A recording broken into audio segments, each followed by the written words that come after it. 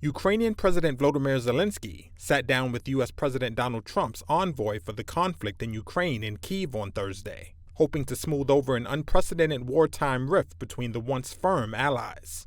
The meeting follows days of back-and-forth banter between Trump and Zelenskyy over peace talks with Russia, culminating with Trump referring to Zelenskyy as a dictator who should act fast or lose Ukraine. Well, we have a situation where we haven't had elections in Ukraine, where we have martial law, or essentially martial law in Ukraine, where the leader in Ukraine, I mean, I hate to say it, but he's down at 4% approval rating. You know why I want? Because I don't want all these people killed anymore.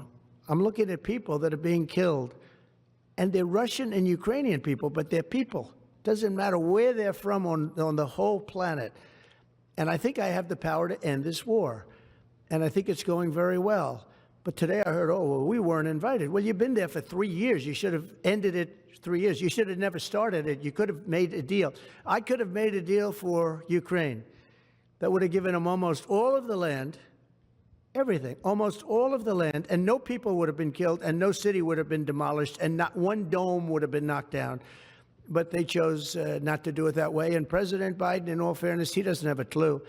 What he was so bad for this. He was so bad, so pathetic, so sad. But with all of that being said, look, it is what it is. When I left, there was no chance that this could have happened. But it happened because we had incompetent leadership at many different levels. But when you see what's taken place in Ukraine with millions of people killed, including the soldiers, millions of people killed, a big percentage of their cities knocked down to the ground. I don't know how anybody even lives there. You know, when they say they took a poll and Zelensky's at 4%, who's living there? You know, I mean, it's hard to believe that people live there. Their cities are being knocked down, and this is something that would have never happened. And by the way, for 4 years, it didn't happen. It was never going to happen. Unfortunately, President Trump, who we respect a lot as the leader of a nation that we really respect, the American nation, who supported us all the time. Unfortunately, he lives in this disinformation space. A quote that has since dominated headlines around the world as both leaders tried to find a way forward. U.S. National Security Advisor Mike Waltz addressed the issue at a White House press briefing Thursday. Look, President Trump is obviously very frustrated right now with President Zelenskyy. The fact that that he hasn't come to the table, that he hasn't been willing to take this opportunity that we have offered. I think he eventually will get to that point, and I hope so very quickly.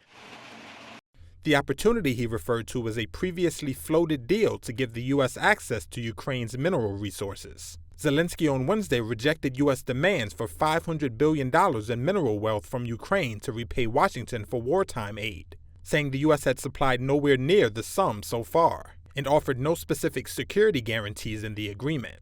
Et donc ce que je vais faire, c'est je vais lui dire. Meanwhile, French President Emmanuel Macron, who is due to meet with Trump in Washington on Monday, said he would tell Trump not to be weak on Russian President Vladimir Putin.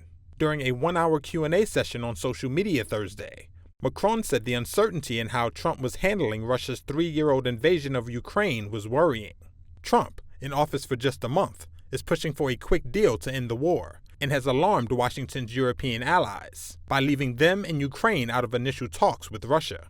Following the meeting in Kyiv Thursday, Zelenskyy wrote on X that he had a detailed and productive conversation with Trump's Ukraine envoy about prisoners of war and effective security guarantees that would be part of any peace agreement. But there were few additional details available, and a planned joint press conference was canceled at Washington's request, according to Zelenskyy's office.